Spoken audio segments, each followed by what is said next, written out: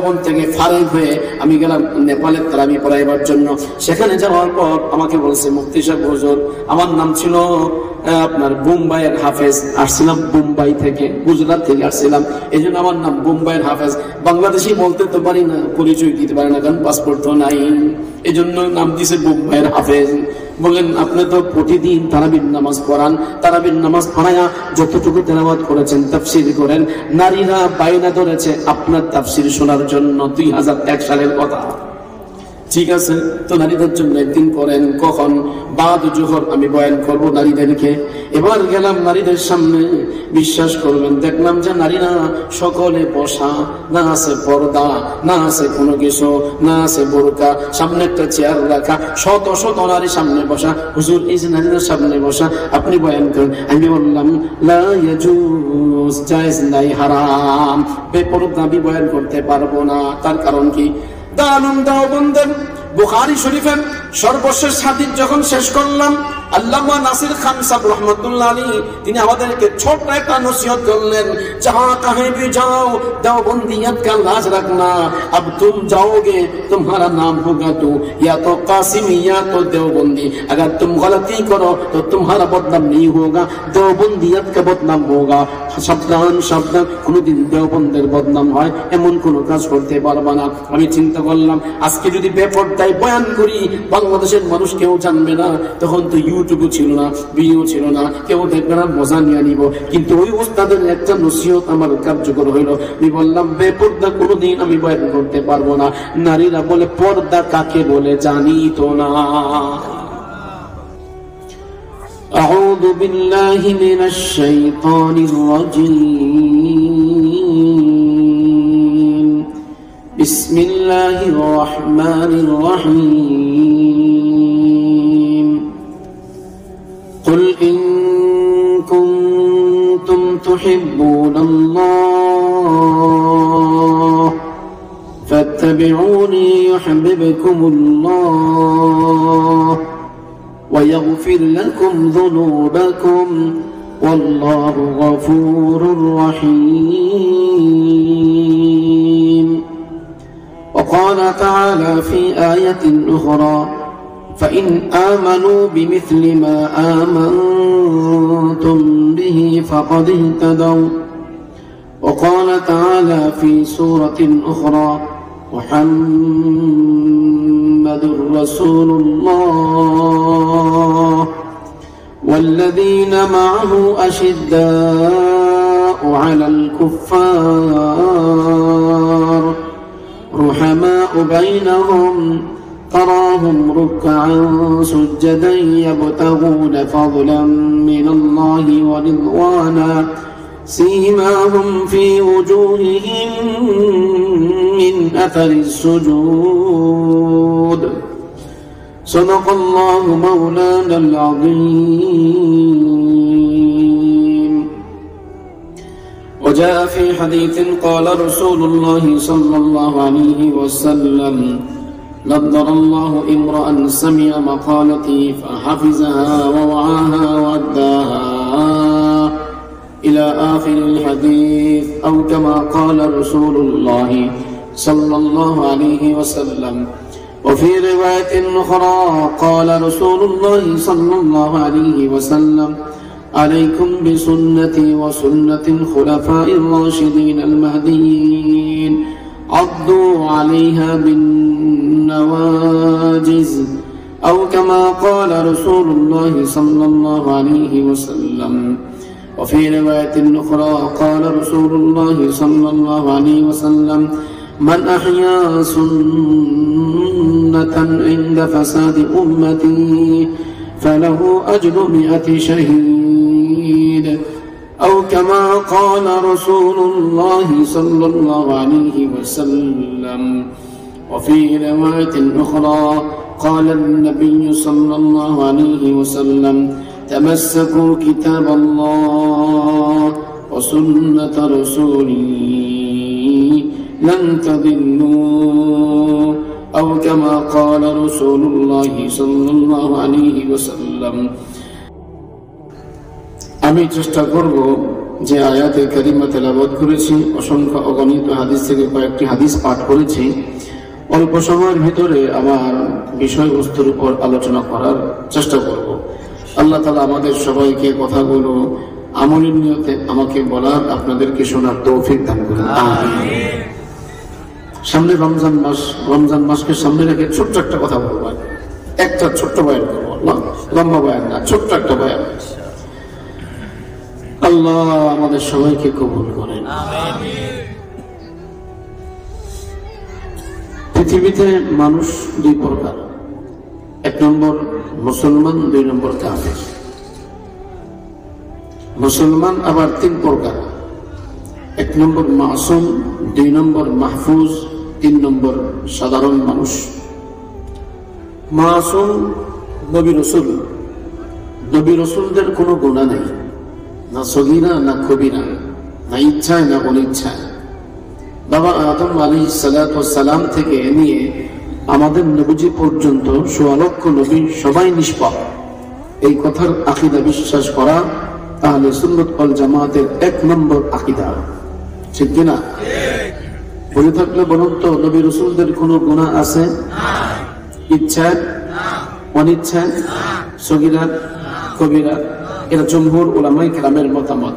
এক দুইজন ব্যক্তিগত মত দিয়েছেন, ওই মত ধরলাম না বাবা। তো নবী রাসূলগণ নিষ্পাপ, নিষ্পাপ করেছেন কে? আল্লাহ। অথচ নবী রাসূলদেরকে আল্লাহ পাক চারটা মাদ্দা দিয়ে সৃষ্টি করেছেন, আগুন, পানি, মাটি, বাতাস। আর এই চার মাদ্দার মধ্যে গুনাহ ভরপুর, যার ফলে আল্লাহ তাআলা তাফসীর রুহুল মাআনিতে আছে, সমস্ত নবী রাসূলদের সিনা চাক করে কলবটাকে ফেরে, কলবের ভিতরে গুনার যত মাদ্দা আছে সমস্ত মাদ্দাগুলো পানি দিয়ে, জমজম পানি দিয়ে, জমজম শরীফ দিয়ে ধৌত করে, পরিষ্কার পরিচ্ছন্ন করে, ঈমান হিকমত দিয়ে ভরপুর করে দিয়েছেন। সুবহানাল্লাহ। আমি গত বছর, আগের বছর গেলাম মক্কা শরীফে হজের সময় কাকিয়াতে। ডক্টর সাঈদ আহমদ সাহেব দামাত বরকাতুহুম হযরতের কাছে হাদিসের একটি দর্শ নেওয়ার সুযোগ হয়েছে। তো তিনি, আমি ছিলাম রোজা, আমি রোজা ছিলাম, হজের আগে সোমবার ছিল সম্ভবত, তো রোজা ছিলাম। তো বললেন, ভাই মুফতি সাহেবকে জমজম শরীফ পিলা দাও। তারপর অবাক হয়ে গেলাম, জমজম পানি সারা জিন্দেগি বললাম, শরীফ কোথেকে আসলো? এবার বললেন, ভাই कुरान शरीफ, मक्का शरीफ, मदीना शरीफ, और लोग तो कहते हैं अजमेर शरीफ। अगर अजमेर को शरीफ कह सकते हो तो जमजम को क्यों शरीफ नहीं कहोगे? और बोलते আমার কথা না, এটা আল্লামা शेख ज़करिया रहमतुल्लाह বলেছেন, भाई जमजम को तुम शरीफ लगा दो, जमजम ये भी शरीफ है। হ্যাঁ, আকাবেরদের মধ্যে, বুজুর্গানীদের এক একটা কথার মধ্যে, একটা মালফুজের মধ্যে এমন দামি দামি দিক নির্দেশনা আছে যা আমরা সারাদিন চেষ্টা করে খুঁজে পাবো না, ঠিক কিনা? এই জন্য আমার শাইখ মুর্শিদ আরিফুল্লাহ শাহ আব্দুল মতিন বিন হুসাইন দামাত বরকাতুহুম বলেন, আরে ভাই মালফুজাত বুজুর্গানীদের এক একটা কথা, মুফতি শফি রহমতুল্লাহ আলাইহি বলেছেন এই কথা, যে বুজুর্গানীদের এক একটা কথা বহু কিতাব মোতালা করার পর একটা কথা 3 ঘন্টা, 10 ঘন্টা, 20 ঘন্টা মোতালা করার পর বুজুর্গানে দিনের এক একটা মালফুজ, এক একটা বড় কিতাবের নির্যাস, খোলাসা, সারাংশ, ঠিক কিনা ভাই? তো জমজম শরীফ দ্বারা আল্লাহ তাআলা সমস্ত নবীদের সিনাকে চাক করে, কলবটাকে ধৌত করে দিয়েছেন, যার ফলে নবীদের গুনাহ নাই, গুনাহ মুক্ত। তো এক নম্বর মানুষ পাইলাম মাসুম, নিষ্পাপ। এদের নাম কি? সবাই বলেন নাম কি? নবী রাসূল।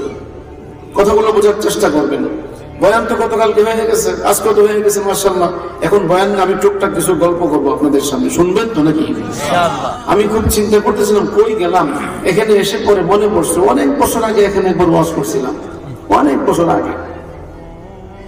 পরে মনে পড়ছে, আরে এ তো জানাশোনা জায়গা মাশাআল্লাহ।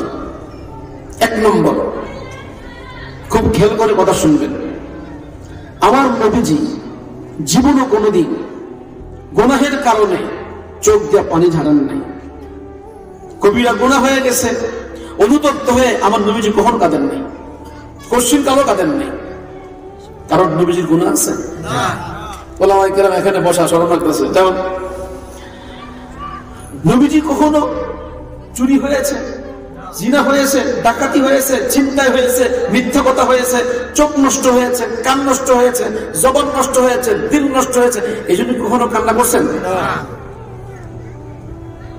হ্যাঁ, কাঁদছেন উম্মতের জন্য। হ্যাঁ, কেঁদেছেন নিজের মর্যাদা বৃদ্ধির জন্য। হ্যাঁ, কেঁদেছেন নিজের মর্যাদা বৃদ্ধির জন্য। কিন্তু গুনাহের কারণে নবীজি কাঁদেন না, গুনাহ তো হয় নাই, ঠিক কিনা? সর্বোচ্চ বেশি থেকে বেশি বলতে পারে খেলাফে আওলা হয়েছে, খেলাফে আওলা। বদরের যুদ্ধের সময় যারা বন্দী হয়েছেন এদের সম্পর্কে পরামর্শ করলেন, নবীজি বললেন কিছু টাকা নিয়ে ছেড়ে দাও। আল্লাহ পাক বলেছেন সিদ্ধান্ত এটা না, ওমরের সিদ্ধান্ত, আমার সিদ্ধান্ত, আপনি মশওয়ারা করছেন এজন্য আপনাকে বাঁচাই দিয়েছি। আল্লাহু আকবার। তাই নবীজি কান্না করেছেন খেলাফে আওলা কাজের জন্য, কিন্তু নবীজির কোনো গুনাহ নাই। আচ্ছা, বলে থাকলে বলুন তো আমাদের গুনাহ আছে না নেই? আছে। তো রাসূল তো মডেল, তো রাসূল যদি মডেল হয় তো নবী তো গুনার কারণে কাঁদেন নাই, তা আমার গুনাহ হয়ে গেলে আমি কাঁদবো কিভাবে?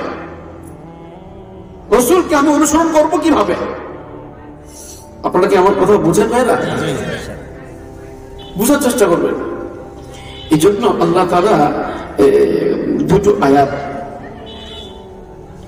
দুটো আয়াত আপনাদের সামনে পেশ করেছি। এক নম্বর, قل إن كنتم تحبون الله فاتبعوني يحببكم الله। হে আমার পয়গম্বর, আপনি বলে দিন তোমরা যদি আল্লাহকে ভালোবাসতে চাও। আচ্ছা, আপনাদেরকে প্রশ্ন করব, ইন কুনতুম বহু বচন, এক বচন না বহু বচন, পৃথিবীর সমস্ত মানুষ মুরাদ। যদি তোমরা আল্লাহকে ভালোবাসতে চাও, পথ একটা, ফাত্তাবিউনি, আমার অনুসরণ করো। পৃথিবীতে যত মানুষ আছে, চাই কাফের হোক, চাই মুসলমান হোক, চাই ইহুদি হোক, খ্রিস্টান হোক, জাম হোক, নেতানিয়াহু হোক, অথবা আপনার আরো যারা আছে বেঈমান ও মুসলমান কাফের, প্রত্যেকের দিলের মধ্যে আল্লাহ আছে, এটা মানতে হবে। আরো জোরে, প্রত্যেকের দিলের মধ্যে কি আছে? আল্লাহ আছে। আরো জোরে, আল্লাহ আছে। এটা বিশ্বাস হয় না? দলিল, এক নম্বর দলিল, আল্লাহ পাক বলেন, وَإِذَا مَسَّ الْإِنسَانَ الضُّرُّ دَعَانَا لِجَنبِهِ قَاعِدًا أَوْ قَائِمًا وَإِذَا مَسَّ الْإِنسَانَ الضُّرُّ دَعَانَا لِجَنبِهِ قَاعِدًا أَوْ قَائِمًا। মানুষ যখন বিপদগ্রস্ত হয়ে যায়, মানুষ যখন আপনার ঝড় তুফানের কবলের মধ্যে পড়ে, জীবন নাশের ভয় করে, এখন মারা যাবে এমন একটা সিচুয়েশন পয়দা হয়ে যায়, তখন বলে আল্লাহ ভগবান কাম হবে না, রাম হরে কৃষ্ণ হরে রাধা কাম হবে না, এখন কাম হবে তুমি, আল্লাহ ছাড়া আমাকে বাঁচাইবার মতো আর কেউ নাই। তখন ডাকে কাকে? আরো জোরে। বুঝা গেল দিনের মধ্যে আল্লাহ আছে। হ্যাঁ, আছে কিনা? খালি মেসেজ কাটে একটু লাগাই দাও, কাজ হয়ে যাবে। এক নম্বর দলিল। দুই নম্বর দলিল, একজন সবচেয়ে বড় কাফের, পৃথিবীতে সবচেয়ে বড় কাফের যারা আছে তার মধ্যে একজন কাফেরের নাম বলে আপনাদেরকে, হ্যাঁ, ফেরাউন, নাম শুনছেন? ওর দিলেও কিন্তু আল্লাহ আছে, তার জন্য তো প্রমাণ কোরআনে কারীম। মুসা আলাইহিস সালাম দাওয়াত দিলেন, কাম হয় নাই। যখন বললেন আমার রব তোমার রব, তিনি তোমার রবকে আমার রবকে, আমি তো তোমার রব, আনা রব্বুস সামাওয়াতি ওয়াল আরদি ওয়া মা বাইনাহুমা ইন কুনতুম তাকিলুন। আসমানের রব যিনি, জমিনের রব যিনি, তোমার রব তিনি, আমার রব তিনি। কিন্তু ফেরাউন মানতে রাজি না। জবানে যদিও বলছে মানি না, কিন্তু দিলের মধ্যে আছে হ্যাঁ মুসা তোমার কথা ঠিক, মানি না কেন? দুনিয়ার কারণে, আনা রব্বুকুম আলা দাবি করছি, এর থেকে পিছনে আসতে পারি না। গোত্রীর কারণে, খেলাফত আর জমিনের রাজত্বের কারণে, বাদশাহীর কারণে, ক্ষমতার দাপটের কারণে আল্লাহ পাককে অস্বীকার করেছে প্রত্যেকটা বেঈমান, প্রত্যেকটা কাফের, ঠিক কিনা? আল্লাহ যখন মৃত্যুর সময় চলে আসছে, আজরাইলকে যখন চোখে দেখছে, তখন বলে কি? আমানতু বিরাব্বি হারুন ওয়া মূসা, ঈমান আনলাম মূসা এবং হারুন নবীর রবের উপর। আল্লাহ পাক বলে এখন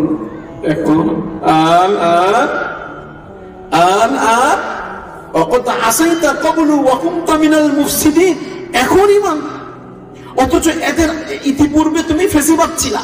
এই যে ফেসিবাদ, এখান থেকে আন ওয়াকাদ আসাইতা ক্বাবলু ওয়া কুনতা মিনাল মুফসিদিন, এখন ইতিপূর্বে তুমি ফেসিবাদ ছিলা, ইতিপূর্বে তুমি ফেসিস্ট ছিলা, ইতিপূর্বে তুমি জমিনের মধ্যে ফাসাদ মাচাইছো, অতএব এখন ঈমান আনলে কাম হবে না। বুঝে থাকলে বলুন তো, প্রত্যেকটা মানুষের দিলের মধ্যে আল্লাহ আছে না নাই?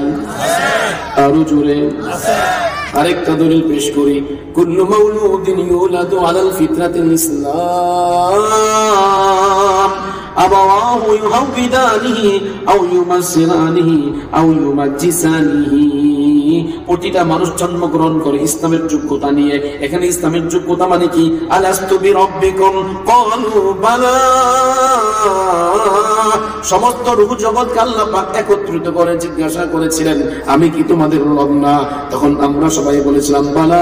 এজন্য প্রত্যেকটা মানুষ যখন জন্মগ্রহণ করে ওই বালা তার অন্তরের মধ্যে থাকে, কিন্তু মা বাবা তাকে ডিভাইড করে, মা বাবা তাকে ডাইভার্ট করে দেয়, মা বাবা তাকে ইহুদি বানায় দেয়, মা বাবা খ্রিস্টান বানায় দেয়, মা বাবা তাকে অগ্নি পূজারী বানায়, মা বাবা তাকে মূর্তি পূজারী বানায়। নতুবা সে ঈমানের দৌলত নিয়ে, যোগ্যতা নিয়ে দুনিয়ার মধ্যে জন্মগ্রহণ করেছে। কথা ঠিক না বেঠি? আরো দলিল পেশ করবো,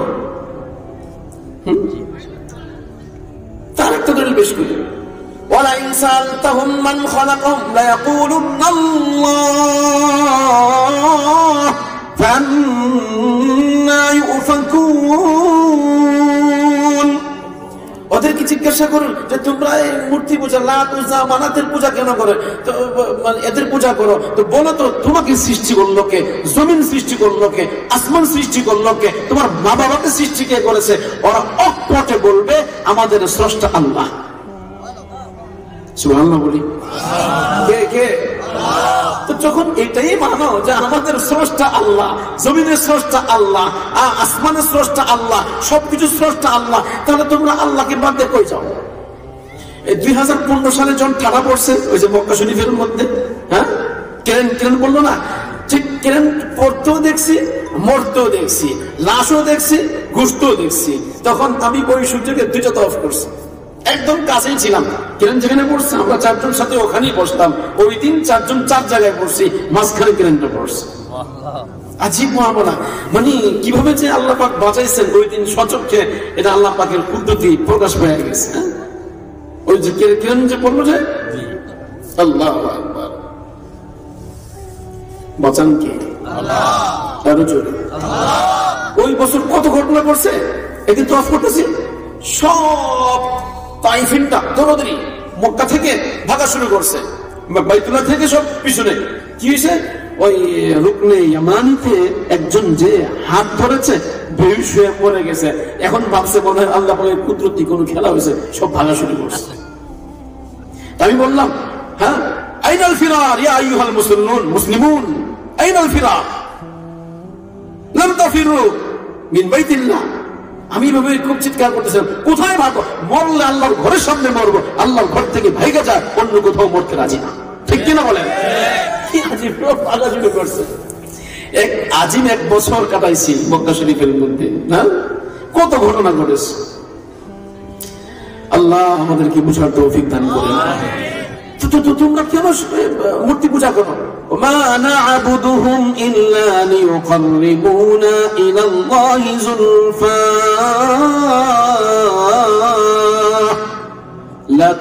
মানাতের পূজা করি আল্লাহর নিকটবর্তী করার জন্য। এরা সুপারিশ করবে, আল্লাহর নৈকট্য করে দিবে। এর দ্বারা বোঝা গেল মুশরিক, কাফির, বেঈমান যারা আছে, ইহুদিরা আল্লাহকে বিশ্বাস করে, খ্রিস্টানরা আল্লাহকে বিশ্বাস করে।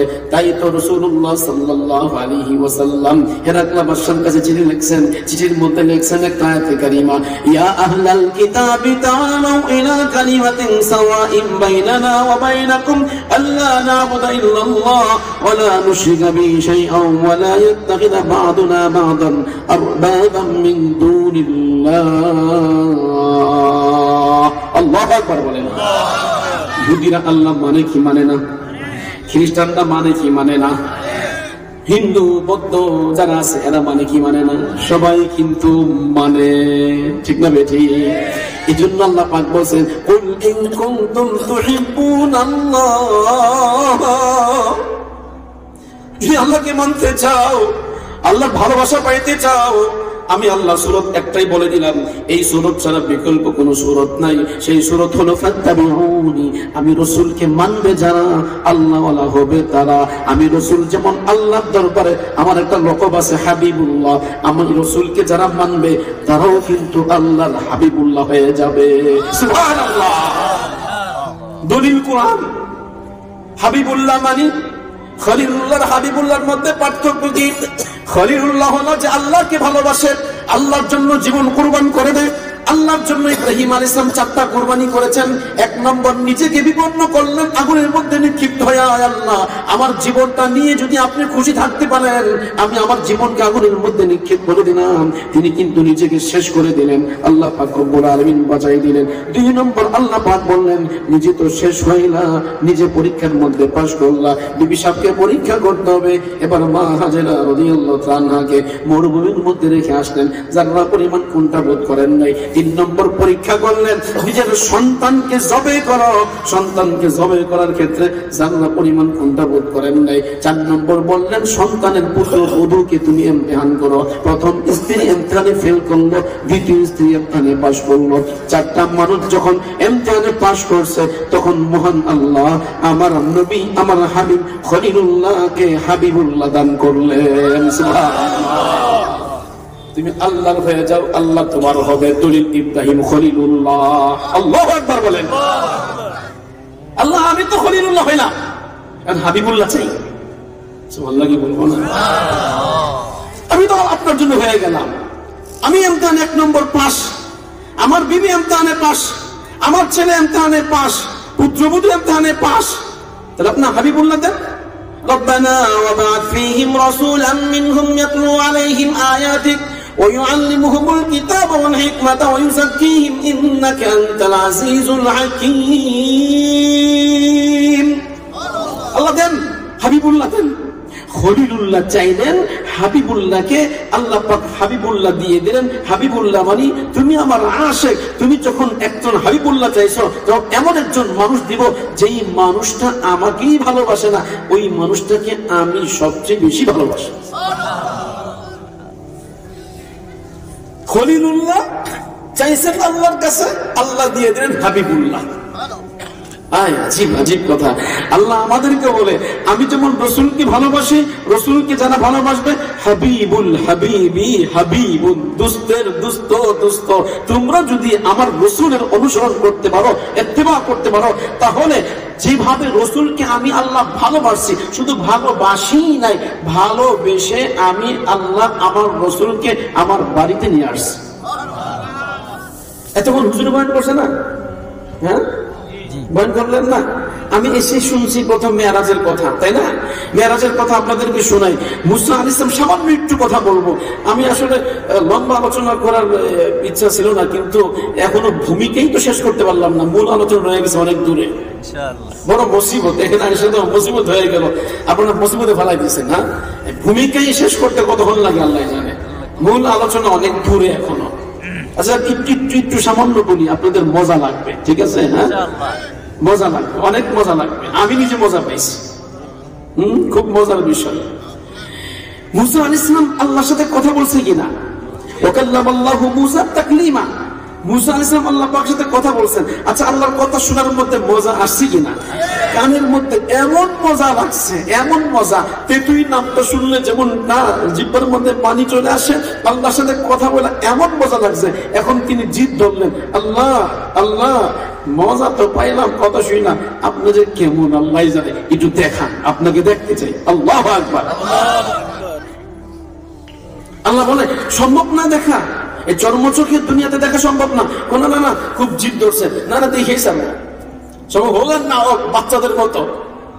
আমি কিছুক্ষণ আগে বাসায় ফোন দিলাম যে একটা ডাক্তার নেই, তো বললাম যে আজকে বসবে না, সোমবার দিন বসবে, আগামীকালকে সিরিয়াল নিতে হবে। তো ছোট মেয়েটা বলতেছে আজকেই যাবো।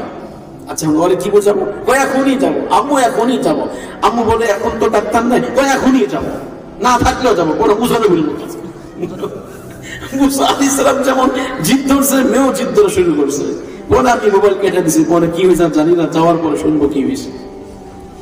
তো বাচ্চা যেমন জিদ ধরে, মুসা নবীর তেমন জিদ ধরছে, না দেখবোই দেখবো। আল্লাহ পাক কয় ঠিক আছে, আমাকে যদি দেখতে চাও তো পাহাড়ের দিকে তাকাও। তাকাইছে, বেহুশ হয়ে পড়ে গেছে। আল্লাহ তওবা করতেছি, আর জীবনে দেখার আশা করবো না, আমি 1 নম্বর ইমানদার।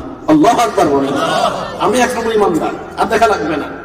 না দেখে বিশ্বাস করলাম, মজা করার পরে এই ভূমিকা আর টানলাম না, এতটুকু শেষ। নবীজি যখন মেরাজে গেলেন, মেরাজে যাওয়ার পর নামাজ দিয়েছেন কয় ওয়াক্ত?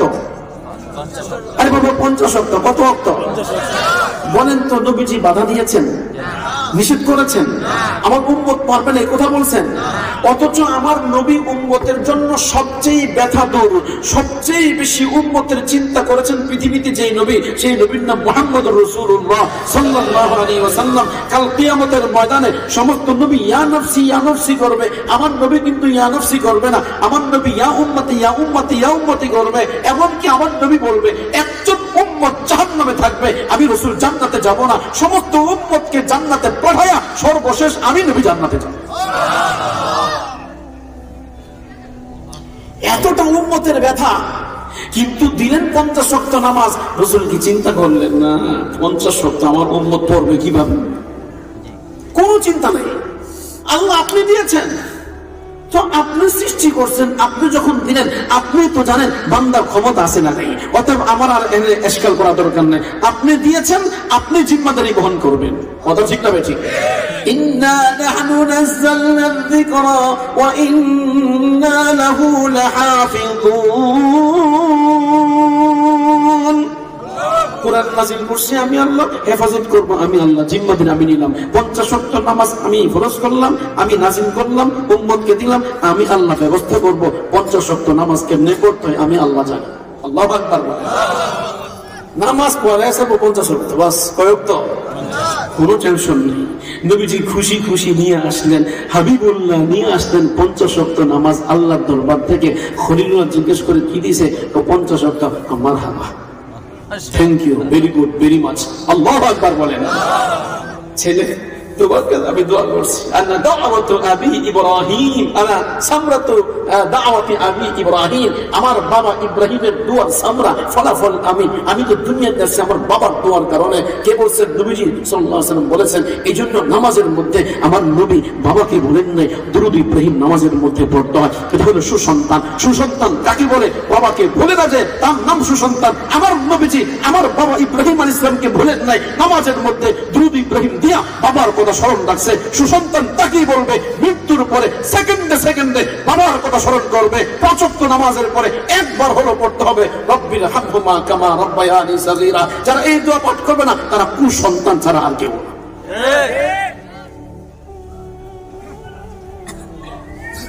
পড়বেন তো ইনশাআল্লাহ? ইনশাআল্লাহ। একটা আমল দিয়ে যান, আমি কিন্তু প্রতিদিন পড়ি, প্রত্যেক নামাজে পড়ি, একবার হলো পড়ি রব্বির হামহুমা কামা রাব্বায়ানি সাগীরা। শেখুল ইসলাম আল্লামা মুফতি মুহাম্মদ তাকি উসমানী দামাত বরকাতুল রবিয়াতুর রায় বা একজন কোন তাবিঈন মতামত উল্লেখ করেছেন, 5 ওয়াক্ত নামাজের পরে আল্লাহ পাকের নামাজ পড়া যেমন গোলামির জন্য নামাজ পড়া যেমন জরুরি, নামাজের পরে একবার হলো রব্বির হামহুমা কামা রাব্বায়ানি সাগীরা বলাটা জরুরি।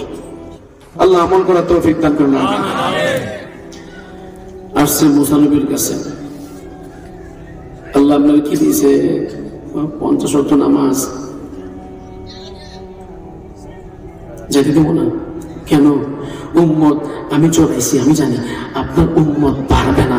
আমার উম্মত 500 বছর হায়াত পাইছে, আপনার উম্মত মাত্র 40 বছর, 50 বছর, 60 বছর, 70 বছর। আপনার উম্মত পারবে না। নবীজি কিন্তু বলতে পারতেন আল্লাহ দিছে, আমি আল্লাহর কাছে চাইতে পারবো না। নবীজি স্মরণ হয়ে গেছে, মুসা নবী আল্লাহর কথা শুনে পাগল হয়ে দেখার জন্য পাগল হয়েছিল।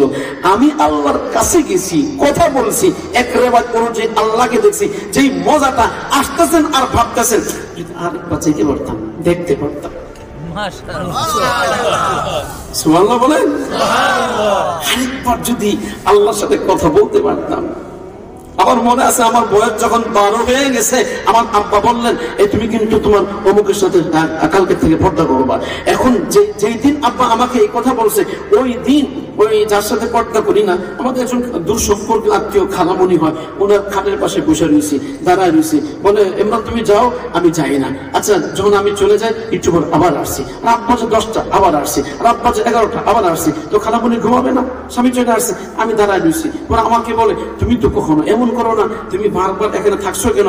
বললাম খালামণি, আব্বা কইছে কি কালকে থেকে আপনার সাথে পর্দা করতে, আর তো দেখা হবে না, আজকে মন মতো দেখে লই। এখন বিয়ের পরে ওই খালামণি বলছে, আমি তো ভুলে গেছি, মনে হয় স্মরণ করাই দিয়েছে।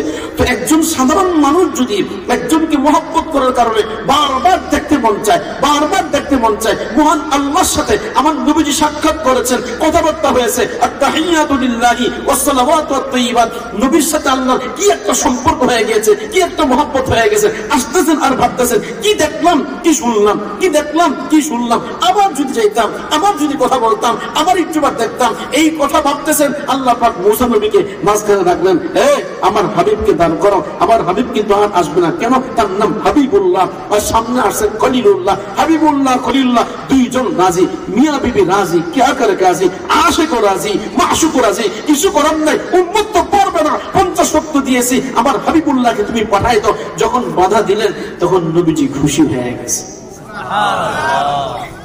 ভালো হয়েছে। এবার আল্লাহকে বলবো, আল্লাহ আমি আসি না, আমার পাঠাইছে। আল্লাহু আকবার বলি, আমি আসি না, আল্লাহ পাঠাইছে আমাকে একটা সুতা। এটা উসিলা, এটা উসিলা পায়ে গেছে, উসিলা আর কি লাগে। গেলেন আল্লাহর দরবারে, আল্লাহ মুসা আলাইহিস সালাম নাকি উম্মত চড়াইছে, উম্মত নাকি 2 ওয়াক্ত নামাজ পড়তে পারে নাই, 1 ওয়াক্ত নামাজ পড়তে পারে নাই। আল্লাহ মুসা নবী বলছে আমার উম্মত নাকি পারবে না, একটু কমায় দেন, একটু কমায় দেন। আল্লাহ পাক বলে ঠিক আছে 5 ওয়াক্ত কমায় দিলাম। আছে কয় ওয়াক্ত? হ্যাঁ ঠিক আছে। এবার আর আবার বাধা, মনে মনে বলে আগের চেয়েও এই সময়টা এখন যে সাক্ষাৎ করলাম এটা মজা বেশি হয়েছে, না জানি দ্বিতীয়বার গেলে আবার কত মজা লাগে। সুবহানাল্লাহ বলে, লিল্লাযীনা আহসানুল হুসনা ওয়া জিয়াদা, জিয়াদা জিয়াদা জিয়াদা। 1 বার 2 বার 3 বার 9 বার যখন গেলেন 45 ওয়াক্ত কমাই ফেললেন, আর আছে 5 ওয়াক্ত। নবীজি বলছেন যেই পরিমাণ মজা, যেই পরিমাণ রসন, যেই পরিমাণ তাজাল্লি, যেই পরিমাণ তাকওয়া, যেই পরিমাণ নূর, যেই পরিমাণ আলো নেওয়া দরকার আল্লাহর পক্ষ থেকে, এই পরিমাণ আলো, এই পরিমাণ তাজাল্লি, এই পরিমাণ নূর পৃথিবীর কোন নবী নিতে পারেন নাই, কোন নবী আরশে আজিমে যেতে পারেন নাই। আল্লাহ আমাকে নিয়েছেন 1 বার না 10 বার, প্রথমবার আরো 9 বার, 10 বার হয়ে গেল, আমি আর যেতে পারবো না। লোভে পাপ, পাপে মৃত্যু, আমি আর লোভ করতে পারবো না। আমার উম্মতের জন্য আল্লাহ 5 ওয়াক্ত দিয়েছেন, আমি এখানে সন্তুষ্ট। এরপর আর গেলে যদি 5 ওয়াক্ত কমায় দেন তো হিরু থেকে জিরু হয়ে যাব, আমি আর জিরু হতে চাই না। এবার আল্লাহ পাক ডাক দিয়ে বলে, আমার হাবিব আপনি তো 50 ওয়াক্ত নিয়ে গেছেন, আপনি তো বাধা প্রদান করেন নাই, মুসা নবীর কারণে বারবার আসছেন। আমি আল্লাহ তাজাল্লি দিয়েছি, আমি আল্লাহ নূর দিয়েছি, আমি আল্লাহ আপনার অন্তরকে এতটা নূর দিয়েছি, তাই আমার পর্যন্ত সারা বিশ্বের জন্য আপনার এই নূর চলতে থাকবে, যেখানে আপনার উম্মত যাবে সেখানে আলোকিত হয়ে যাবে। সুবহানাল্লাহ। কিসের টেনশন? যান যান 5 ওয়াক্ত নিয়ে যান। ওই যে বলছিলাম 50 ওয়াক্ত সব দিয়ে দিব, 5 ওয়াক্ত 50 ওয়াক্তের নামাজ পড়বে, 5 ওয়াক্ত সব দিবেন। কয় ওয়াক্ত?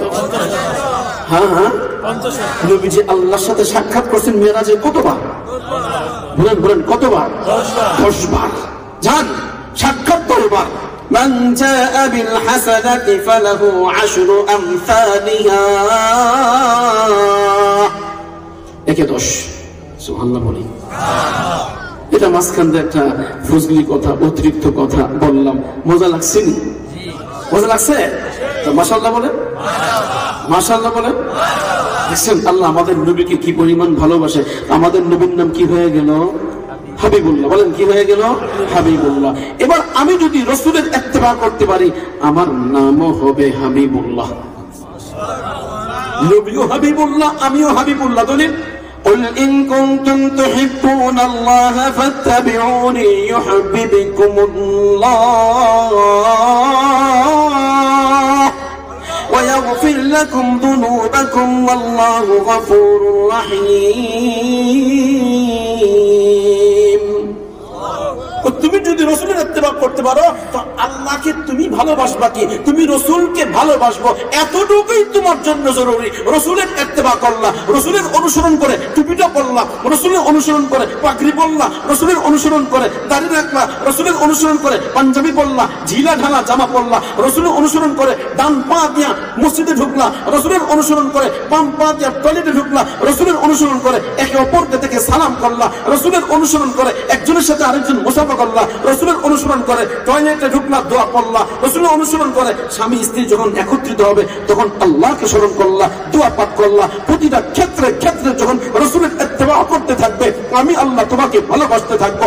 একটা ইত্তেবা করবা, আমি ভালোবাসবো একবার, দুইটা ইত্তেবা করবা, ভালোবাসবো দুইবার। তুমি বলবা বিসমিল্লাহ, আমি বলবো আলহামদুলিল্লাহ, তুমি বলবা বিসমিল্লাহ, আমি বলবো আমার বান্দা, তুমি বলবা আল্লাহকে স্মরণ করবা, আমি আল্লাহ তোমাকে স্মরণ করবো। রসুলের অনুসরণ হতে থাকবে। রসুলকে যেমন আমি প্রিয় বানিয়েছি, আমি তোমাকে প্রিয় বানাবো। রসুল যেমন আমার মাহবুব, তুমি আমার মাহবুব হয়ে যাবে। সুবহানাল্লাহ। রসুলের মাহবুব আমি হলাম, আল্লাহ আমার আশেক হয়ে গেলেন। আল্লাহ এবার আমাকে বলবে আমি তোমাকে ভালোবাসি। আল্লাহর ভালোবাসা পাইতে রাজি আছেন কে কে? রসুলের ইত্তেবা করবো তো ইনশাআল্লাহ। এই 1 নম্বর ভূমিকা শেষ হলো। 2 নম্বর,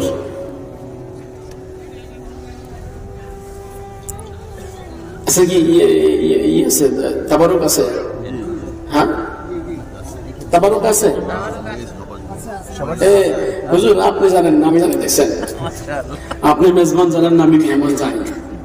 আজিব মামলা। হ্যাঁ আমার তো দেখতেছি তাবারুক আমার সামনে হাজির, তাবারুক নাই। মাশাআল্লাহ। হাইয়া আলাস সালাহ, হাইয়া আলাল ফালাহ, হাইয়া আলাল মাহফিল, হাইয়া আলাত তাবারুক। মাহফিলের ভিতরে আসলে তাবারুক পাওয়া যাবে, বাইরে থাকলে তাবারুক পাওয়া যাবে না। মসজিদে আসলে জান্নাত পাওয়া যাবে। আসো মসজিদে, আসো জান্নাতে, আসো মাহফিলে, আসো তাবারুক নিয়ে যাও। আল্লাহু আকবার বলেন। বাইরে কিন্তু তাবারুক দেওয়া হবে না, মাহফিলের ভিতরে আসলে তাবারুক দেওয়া হবে। আল্লাহ আমাদেরকে বুঝার তৌফিক দান করেন। আমিন। 1 নম্বর মানুষের নাম কি? আম্বিয়া। গুনাহ আছে না নাই? নবীদের কোন গুনাহ নাই, নবীদের কোন গুনাহ নাই।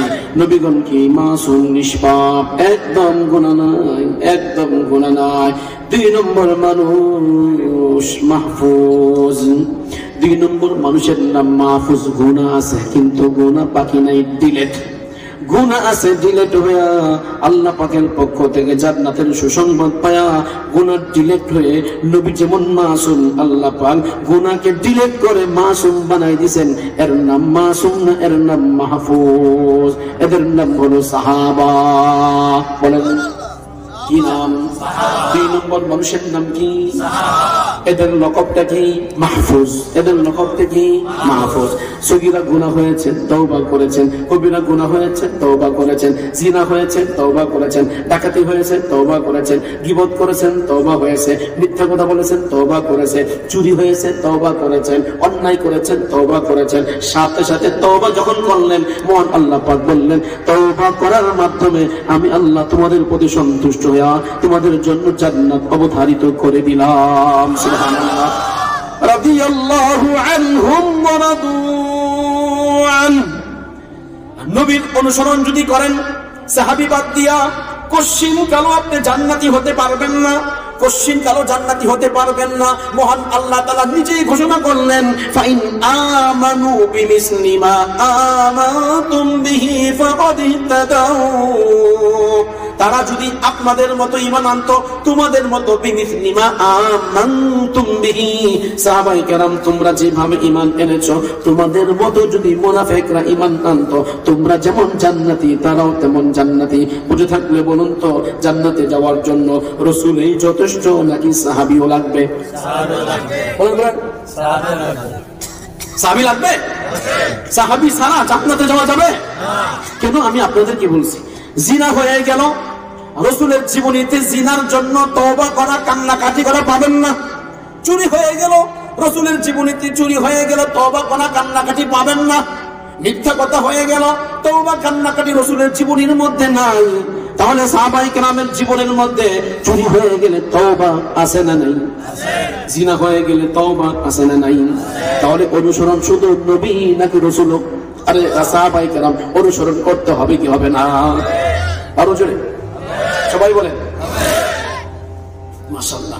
2 নম্বর ভূমিকা শেষ, এটা একটু রাখেন বাস, এতটুকু লম্বা আলোচনা করবো না। এবার একদম শর্টকাট 15 থেকে 20 মিনিটের ভিতরে বয়ান শেষ করবো। হ্যাঁ বাবা আমার কথা শুনেন, একটু আমাকে মূল বিষয়টা বুঝাইতে দেন। 2 নম্বর বিষয় গেল এটা। 3 নম্বর বিষয় আপনাদেরকে বলবো, আমরা আমাদের দর্শে নাজামিতে দাওরা হাদিসে 6টা বিশুদ্ধতম হাদিসের কিতাব পড়ায়। নাম কি বলতে পারবেন? বুখারী, মুসলিম, তিরমিজি, নাসাই, ইবনে মাজাহ, আবু দাউদ। কয় কিতাব হলো? বুখারী, মুসলিম, তিরমিজি, নাসাই, ইবনে মাজাহ, আবু দাউদ। কয় কিতাব হলো? 6 কিতাব। 6 কিতাব মাশাআল্লাহ। এই 6 কিতাবের মধ্যে কি আছে? নবীজির হাদিস। বলেন কি আছে? নবীজির হাদিস, হাদিস, হাদিস, হাদিস। কিন্তু 6 কিতাবের নামের মধ্যে হাদিস নাই। 6 কিতাবের নামের মধ্যে শব্দ আছে সুন্নাত। সুনানুত তিরমিজি, সুনানু ইবনে মাজাহ, সুনানু আবু দাউদ, সুনানু নাসাই, সুনানু মুসলিম, সুনানুল বুখারী, আল জামিউস সহিহুল মুসনাদুল মুখতাসার মিন উমুরি রাসূলিল্লাহ সাল্লাল্লাহু আলাইহি ওয়াসাল্লাম ওয়া সুনানিহি ওয়া আইয়ামিহি। কিতাবটা হাদিসের নাম, কিন্তু হাদিস না, নাম কিন্তু সুন্নাত। বাপ কি কিতাব কিসের? হাদিসের। বলেন বলেন হাদিসের। কিতাব তো হাদিসের নাম, কিন্তু হাদিস না, নাম সুন্নাত। ঠিক কি না? কারণ কি? কি কারণ? এই 2টা কথা বুঝাইবার জন্য এতক্ষণ আপনাদের সামনে ভূমিকা টানলাম। 1 নম্বর সাহাবী, 2 নম্বর সুন্নাত। আল্লাহ রাসূল সাল্লাল্লাহু আলাইহি ওয়াসাল্লাম বলেছেন, মান আহইয়া সুন্নাতান ইনদা ফাসাদি উম্মতি ফালাহু আজরু মিয়াতি শাহীদ। একটা সুন্নাত যে এলাকার মধ্যে নাই, ওই এলাকার মধ্যে যদি কেউ একটা সুন্নতকে জিন্দা করতে পারে, মহান আল্লাহ গলা কাটা 100 শহীদের সওয়াব দান করবেন। উদাহরণস্বরূপ, এক এলাকার মধ্যে আযান নাই, এক এলাকার মধ্যে আযান নাই। আমি আজ থেকে অনেক বছর আগে 2001 সালে নেপাল গেলাম তারাবি পড়াইবার জন্য। তখন আমি দেওবন্দ থেকে ফারেক হয়ে গুজরাটের মধ্যে একটা পড়লাম। গুজরাটে একটা পড়ার সময় না, দেওবন্দ থেকে ফারেক হয়ে আমি গেলাম নেপালের তারাবি পড়াইবার জন্য। সেখানে যাওয়ার পর আমাকে বলছে মুফতি সাহেব হুজুর, আমার নাম ছিল আপনার বোম্বাইয়ের হাফেজ। আসছিলাম বোম্বাই থেকে, গুজরাট থেকে আসছিলাম, এই জন্য আমার নাম বোম্বাইয়ের হাফেজ। বাংলাদেশি বলতে তো পারি না, পরিচয় দিতে পারি না, কারণ পাসপোর্ট তো নাই, এই জন্য নাম দিয়েছে বোম্বাইয়ের হাফেজ। বললেন আপনি তো প্রতিদিন তারাবির নামাজ পড়ান, তারাবির নামাজ পড়ায়া যতটুকু তেলাওয়াত করেছেন, তাফসীর করেন, নারীরা বাইনা ধরেছে আপনার তাফসীর শোনার জন্য। 2001 সালের কথা। ঠিক আছে, তো নারীদের জন্য একদিন করেন। কখন? বাদ জোহর আমি বয়ান করবো নারীদেরকে। এবার গেলাম নারীদের সামনে, বিশ্বাস করবেন দেখলাম যে নারীরা সকলে বসা, না আছে পর্দা, না আছে কোনো কিছু, না আছে বোরকা, সামনে একটা চেয়ার রাখা, শত শত নারী সামনে বসা। হুজুর এই যে নারীরা সামনে বসা, আপনি বয়ান করেন। আমি বললাম লা ইয়াজুজ, জায়েজ নাই, হারাম, বেপরদা আমি বয়ান করতে পারবো না। তার কারণ কি? দারুন দেওবন্দের বুখারী শরীফের সর্বশেষ হাদিস যখন শেষ করলাম, আল্লামা নাসির খান সাহেব রহমাতুল্লাহ আলাইহি তিনি আমাদেরকে ছোট্ট একটা নসিহত করলেন, जहां कहीं भी जाओ देवबंदियत का लाज रखना, अब तुम जाओगे तुम्हारा नाम होगा तो या तो कासिमी या तो देवबंदी, अगर तुम गलती करो तो तुम्हारा बदनाम नहीं होगा, देवबंदियत का बदनाम होगा। সাবধান সাবধান, কোনদিন দেওবন্দের বদনাম হয় এমন কোন কাজ করতে পারবা না। আমি চিন্তা করলাম আজকে যদি বেপরদায় বয়ান করি, বাংলাদেশের মানুষ কেউ জানবে না, তখন তো ইউটিউবও ছিল না, ভিডিও ছিল না, কেউ দেখবে না, মজা নিয়ে নিব। কিন্তু ওই উস্তাদের একটা নসিহত আমার কার্যকর হইল। আমি বললাম বেপরদা কোনদিন আমি বয়ান করতে পারবো না। নারীরা বলে পর্দা কাকে বলে জানি তো না। পর্দা কি জিনিস জানে না। হ্যাঁ, পরে আমি একটা বললাম চাদর দেন, পরে আমি চলে যাচ্ছি। না না না, হুজুরের বয়ান শুনবো, উর্দু ভাষায় বয়ান শুনবো, হুজুরের বয়ান শুনবো, তো একটা চাদর দিয়ে দাও। এই চাদর দিয়ে জোহর থেকে আসর পর্যন্ত বুরকা কাকে বলে, পর্দা কাকে বলে, আয়াত যতগুলো ছিল সবগুলোতে বুঝাইলাম। একজন নারী আমার কাছে প্রশ্ন করছে, আজীব মুআমালা, উর্দু ভাষায় প্রশ্ন করেছে, হুজুর আমরা শাড়ি পরে নামাজ পড়লে নামাজ হবে কিনা? আমি বললাম যদি সতর ঢাকা থেকে নামাজ হয়ে যাবে। সতর ঢাকা থাকে না শাড়ি পরলে। কেন সতর ঢাকা থাকে না? শাড়ি পরলে নিচ থেকে খোলা, আর নিচে খোলা থাকলে জমিনের সাথে পর্দা হয় না। অহংকন এই মানুষের কি বোঝাবা? জমিনের সাথে তো লজ্জাস্থানে পর্দা হয় না। এখন আমি কি উত্তর দিতে পারি? তা আমি একটু উত্তর দিচ্ছি, তেরামি উত্তর, বিয়াসের দিকে তো একটু তেরামি উত্তর দিছে। আমি বললাম নারীদের লজ্জাস্থান ভিতরে থাকে নাকি বাহিরে থাকে? তো একজন বলল লেখালেখির মাধ্যমে, সরাসরি কথা না, কথা তো বলি না। তা আমি নিজে প্রশ্ন করে আমি নিজেই উত্তর দিলাম। আমি প্রশ্ন করলাম, নারীদের লজ্জাস্থান থাকে ভিতরে আর পুরুষের লজ্জাস্থান থাকে বাহিরে। যদি পুরুষের নামাজ লুঙ্গি পরা হয়, নারীদের নামাজ শাড়ি পরা হবে না। পরে বুঝাইলাম জমিনের সাথে পর্দা না, পর্দা হলো মানুষের সাথে মানুষের পর্দা, ঠিক কিনা? হ্যাঁ, সতর ঢাকা কি জমিনের সাথে না মানুষের সাথে? হ্যাঁ, এই হলো এই অবস্থা। আলহামদুলিল্লাহ সেখানে 10-12 দিন ছিলাম এক মসজিদে, আরেক মসজিদে আরো কয়েকদিন ছিলাম। ওখানে সুন্নত জারি করছি। এই বয়ানের পরে ঈদের নামাজ 7 গ্রামের মানুষ মিলে সিদ্ধান্ত নিয়েছে ঈদের নামাজ আমি বোম্বাই হাফিজ সাহেব নামাজ পড়াইবো, আর কেউ না। উনি মাসলা জানে, আর আমাদের এখানে যত মৌলবী একটাও মাসলা জানে না। ঈদের নামাজ আমি পড়াইছি। হলো অবস্থা। একটা সুন্নত জারি করলে কত গোলাকারের সদ? 100। আরো জোরে 100। কথা কি বুঝতে পারছেন? এটা একটু ধরেন, এক নম্বর এটা রাখেন। একটা সুন্নত হাদিস না সুন্নত? আরো জোরে, হাদিস না সুন্নত? হাদিসের কথা বলছে। আল কোরআনের আলো, আল হাদিসের আলো। গলত মিছিল, এই মিছিল ঠিক না, এই মিছিল ঠিক না। لن تضلوا إذا ما تمسكتم بهما كتاب الله وسنة رسوله। সুন্নতের আলো। আমি মিছিল আরেকটা দেই, হ্যাঁ, কোরআন সুন্নাহর আলো। এই মিছিল তো পুরাতন, নতুন একটা মিছিল শিখেন আমার থেকে। হাফিজ জুজুর রহমতুল্লাহ যখন ইলেকশন করতেছিলেন সবাই বলে দুনিয়ার মুসলিম এক হও। হাফিজ জুজুর মিছিল শিখান পরে মিছিল দেবো, হুজুর এটাও শিখতে হবে। হ্যাঁ, এটাও শিখতে হয়। তো আপনি শিখাই দেন মিছিল দিবা এইভাবে, দুনিয়ার মুসলিম এক হও, নেক হও। সুবহানাল্লাহ বলেন না?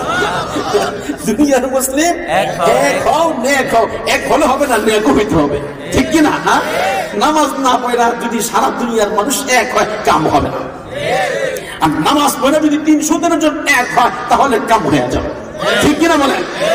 সারা দুনিয়ার মানুষ, সমস্ত মুসলমান যদি একমত হয়ে যায়, সারা বিশ্বের মুসলমান যদি একমত হয়ে যায়, নামাজ বাদ দিয়া, পর্দা বাদ দিয়া, শরীয়তকে বিসর্জন দিয়ে, খোদার কসম কোটি কোটি মানুষ এক হতে পারে, মাওলার রহমত যারা পরিমাণ নাজিল হবে না। আর 313 জন মুসলমান যদি এক হয়, নেক হয়, মহান আল্লাহ জিবরাইলকে পাঠায়া যুদ্ধের মধ্যে বিজয় দান করবে।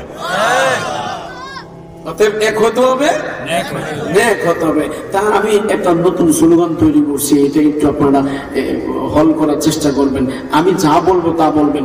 কোরআন সুন্নাহর আলো বাস্তবায়ন করো। কোরআন সুন্নাহর কথা বললে হবে না, এটাকে বাস্তব জীবনে ফিট করতে হবে, ঠিক কিনা? কোরআন সুন্নাহর কথা বলে চলে গেলাম, এটা কাম হবে না। কোরআন সুন্নাহর কথা বলে জিন্দেগির মধ্যে ফিট করতে হবে। ব্যক্তি জীবনে, পারিবারিক জীবনে, রাষ্ট্রীয় জীবনে, সামাজিক জীবনে, অর্থনৈতিক জীবনে, সিয়াসতের জিন্দেগিতে, আন্তর্জাতিক মহলে, সর্বক্ষেত্রে কোরআন সুন্নাহ বাস্তবায়ন করলে ইনশাআল্লাহ আল্লাহর পক্ষ থেকে রহমত আর বরকত নাজিল হবে, ঠিক না? ঠিক বলে। আচ্ছা, 1 নম্বর হাদিস গেল। হ্যাঁ, 2 নম্বর, কিছু তাড়াহুড়া করতেছি, সময় কম। 2 নম্বর হাদিস খেয়াল রাখেন। নবীজি বলছেন তামাসসাকু, আঁকড়িয়ে ধরো, আলাইকুম তামাসসাকু, আঁকড়িয়ে ধরো। আরেক হাদিসের মধ্যে আছে আমার কিতাবকে আর কোরআনকে আঁকড়িয়ে ধরো। কিতাবের কথা বললেন কোরআন শরীফকে, আর সুন্নতে রাসূলের কথা বললেন। আঁকড়িয়ে ধরার জন্য 2টা কথা বললেন। 1 নম্বর আল্লাহর কিতাব, 2 নম্বর নবীজির সুন্নাত। বলেন কি বলছেন? এই যে মুফতি সাহেব হুজুর এখানে আছেন, জিজ্ঞাসা করেন আল্লাহ পাক রব্বুল আলামিন নবীকে পাঠাইলেন, নবীজি হাদিসের কথা বলেন নাই। তামাসসাকু কিতাবাল্লাহ ওয়া সুন্নাত রাসূলিল্লাহ। আল্লাহ রাসূলের সুন্নাতকে আঁকড়ে ধরার জন্য বললেন, হাদিসের কথা বলেন না, ঠিক না বেঠিক? 1 নম্বর গেল, 2 নম্বর গেল, 3 নম্বর হাদিস আপনাদের সামনে শোনাবো। নবীজি বলেছেন, মান আহাব্বা সুন্নতি ফাকাদ আহাব্বানি ওয়া মান আহাব্বানি কানা মাই ফিল জান্নাহ। যে নবীর সুন্নতকে ভালোবাসবে সে আমাকে ভালোবাসলো, আর যে আমাকে ভালোবাসলো আমার সঙ্গে জান্নাতে যাবে। আবারও বলেন, সবাই বলেন। সুন্নতের কথা না হাদিসের কথা? আপনারা কষ্ট পাইতেছেন? হ্যাঁ। 4 নম্বর নবীজি বলছেন, আলাইকুম বিসুন্নতি ওয়া সুন্নাতিল খুলাফায়ে রাশিদিন আল মাহদিয়িন। আমার সুন্নতকে আঁকড়িয়ে ধরো, পাশাপাশি খোলাফায়ে রাশিদিন যারা, খোলাফায়ে রাশিদিন যারা 4 জনকে বলবো। 1 নম্বর আবু বকর সিদ্দিক, 2 নম্বর ওমর ফারুক, 3 নম্বর উসমান গনি, 4 নম্বর আলী হায়দার। এই 4 জন খলিফার সুন্নতকে আঁকড়িয়ে ধরো। আমার নবীজি বিশ্ব নবী ছিলেন, আমার নবীজি শ্রেষ্ঠ নবী ছিলেন, আমার নবীজি শেষ নবী ছিলেন, আমার নবীজি কিয়ামত পর্যন্ত নবী ছিলেন, আমার নবীজি জান্নাতের মধ্যে নবী, আমার নবীজি সারা বিশ্বের নবীদেরও নবী ছিলেন, ঠিক কি না? আমার নবীজি বাংলাদেশে আসেন নাই, পাকিস্তানে আসেন নাই, ইন্ডিয়াতে আসেন নাই, চীন দেশে আসেন নাই, আমার নবীজি আফ্রিকা মহাদেশে যান নাই, মিশরে পর্যন্ত যান নাই। আমার নবীজি আরব মামালিকের মধ্যে ছিলেন, এর বাইরে যেতে পারেন নাই। হেরাকুলা বাদশার বিরুদ্ধে গিয়েছেন, তাবুক পর্যন্ত গিয়েছেন, তাবুক ছেড়ে যান নাই। আরবের ভিতরে ছিলেন, এর বাইরে যান নাই। এই জন্য নবীজি বলছেন, আমি তো আরব মামালিকের মধ্যে ইসলামী হুকুমত কায়েম করলাম, আমি আন্তর্জাতিক নবী হওয়ার জন্য সির্ফ একটা পন্থা অবলম্বন করলাম, সেটা হলো চিঠির মাধ্যমে হেরাকুলা বাদশাকে দাওয়াত দিয়েছে, চিঠির মাধ্যমে খসরু পারভেজকে দাওয়াত দিয়েছে, চিঠির মাধ্যমে মিশরের বাদশাকে দাওয়াত দিয়েছে, চিঠির মাধ্যমে আফ্রিকা মহাদেশে দাওয়াত দিয়েছে। আমি তো চিঠি পাঠাইলাম সারা বিশ্বের মধ্যে, কিন্তু সারা বিশ্বের মধ্যে আমার রাষ্ট্রদূত, আমার সাহাবী খলিফা আবু বকর সিদ্দিক, খলিফা উমর, খলিফা উসমান, খলিফা আলী হায়দার, এদের মাধ্যমে আন্তর্জাতিক মহলে ইসলামটা পৌঁছে যাবে। যখন আন্তর্জাতিক ভাবে তারা কাজ করবে, অনেক কাজ আমি এখনো করতে পারি নাই, যেমন ঘোড়ার মধ্যে যাকাত ওয়াজিব হবে কিনা, তখন নবীর যুগে ঘোড়া ছিল সামান্য, ঘোড়ার মধ্যে যাকাত নাই। যেমন তখন তো শিক্ষা তৈরি হয় নাই, দিরহাম দিনার তৈরি হয় নাই। অতএব দিরহাম দিনার যখন নতুন ভাবে মুসলমান আবিষ্কার করবে, তখন তার কি মাসআলা হবে? ঘোড়া যখন বেশি পরিমাণ হয়ে যাবে, তখন তার কি মাসআলা হবে? খোলাফায়ে রাশিদিন যে সিদ্ধান্ত নেবে, সেই সিদ্ধান্ত তোমাদের জন্য মানা জরুরি, কারণ তখন আন্তর্জাতিক ভাবে ইসলামী হুকুমত চালু হয়ে যাবে। এই খোলাফাদের মাধ্যমে তাদের কথা মানাও আমার কথা মানার মতো জরুরি, ঠিক কিনা? কি হুজুর ঠিক আছে? আপনারা হ্যাঁ বললে পরে বলতেন হুজুর সহি বয়ান করতেছে, হ্যাঁ সহি বয়ান করতেছে। তা সুন্নত একটা না দুইটা? বলেন বলেন। দুইটা। একটা নবীর সুন্নত আর একটা কি খোলাফায়ে রাশিদিনের সুন্নত। 4টা হলো কিনা? 4টা হলো। এই 4টা হাদিস মনে রাখেন। 5ম হাদিসটা এখন বলবো না, পরে বলবো। এবার একটা ঘটনা, 2 জন মানুষের ইতিহাস আপনাদেরকে শোনাই। আহারে এই লম্বা বয়ান কেন করলাম? এই পশ্চিম গড়তে লম্বা বয়ান রাত 2টা বাজাইছে। হাই হাই, রাত 2টা বাজাইছে।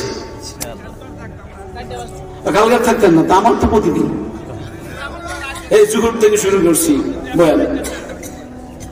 ভাইজান একটু খেয়াল করে শুনেন, 2 জন মানুষের 2টা দোয়া আল্লাহ কবুল করছে। সুবহানাল্লাহ বলেন। একজন দোয়া করছে, আল্লাহ আমি হাবিবুল্লাহ চাই, আল্লাহ কবুল করছে। আরেকজন দোয়া করছে, আল্লাহ আমার খলিফা চাই, আল্লাহ কবুল করছে। সুবহানাল্লাহ বলবেন না? ইব্রাহিম নবী দোয়া করছে, আল্লাহ সারা বিশ্বের জন্য আমি তো কিছু করতে পারলাম না, এমন একজন মানুষ দিবেন যে সারা বিশ্বের নবী হবে, আল্লাহ কবুল করছে কিনা? কাকে দিলেন? কাকে দিলেন? মুহাম্মদুর রাসূলুল্লাহ সাল্লাল্লাহু আলাইহি ওয়াসাল্লামকে। এবার আমার নবীজি একজন মানুষকে চাইছেন। প্রথম চাইছেন 2 জন, আল্লাহ আমিও নরম, আবু বকর সিদ্দিকও তো নরম, গরম কথা বলতে পারি না, একজন কটু কথা বললে চুপচাপ সহ্য করি, আহারে নরম নরম, আবু বকর সিদ্দিকও নরম, আমিও নরম। একটা গরম মানুষ দরকার, কারণ কুকুরকে যদি বলে এই তুমি কিন্তু এদিকে আসবা না, যাও, কুকুর মানবে?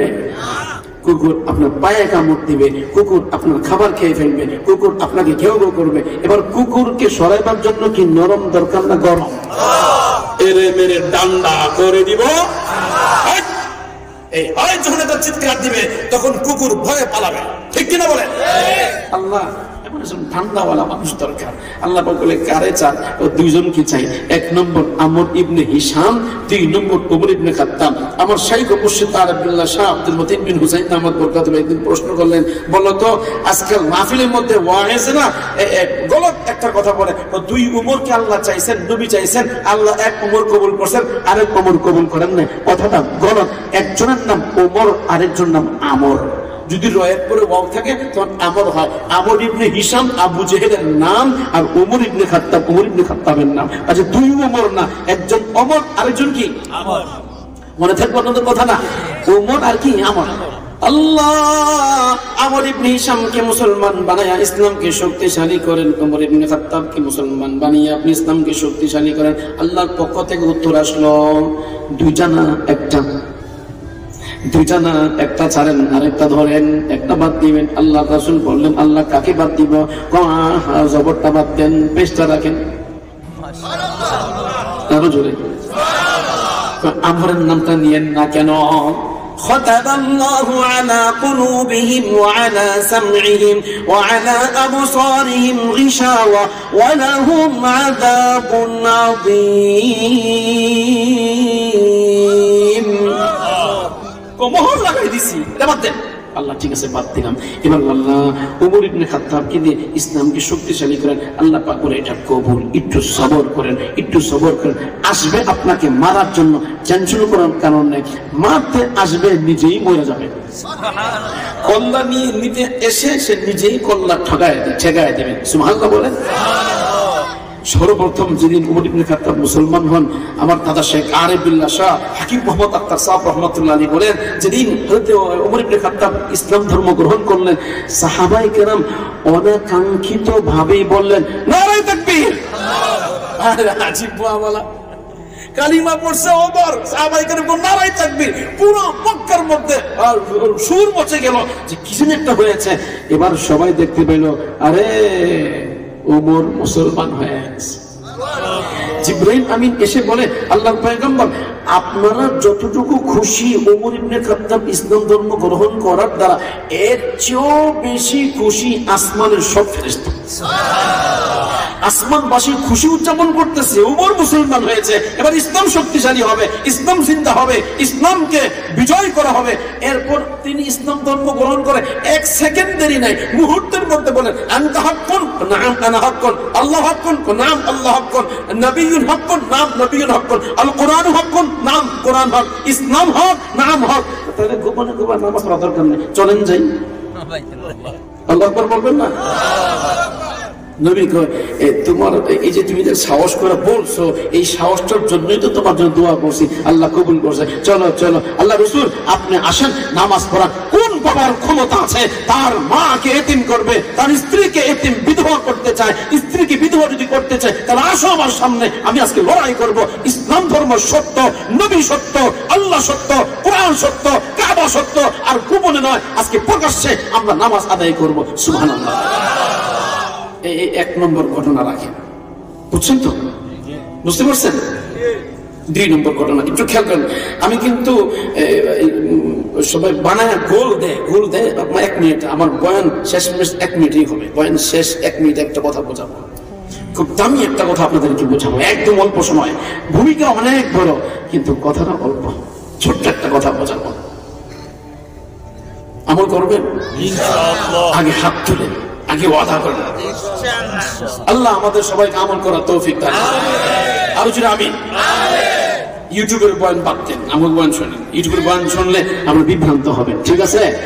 ইউটিউবকে ন বলেন, ফেসবুককে ন বলেন। ইউটিউবকে বাদ দেন, ফেসবুককে ছাড়েন, আল্লাহ ওয়ালার রশি ধরেন, তো জান্নাতে যাবেন। আল্লাহ ওমর ইবনে খাত্তাব রাসূলকে বললেন, আল্লাহ রাসূল আপনি তো মাসুম, নিষ্পাপ, আপনার বিবিরা পবিত্র। কিন্তু আমাদের মধ্যে কিছু লোক এমন আমি দেখতে পাই যাদের চাহনি ভালো না।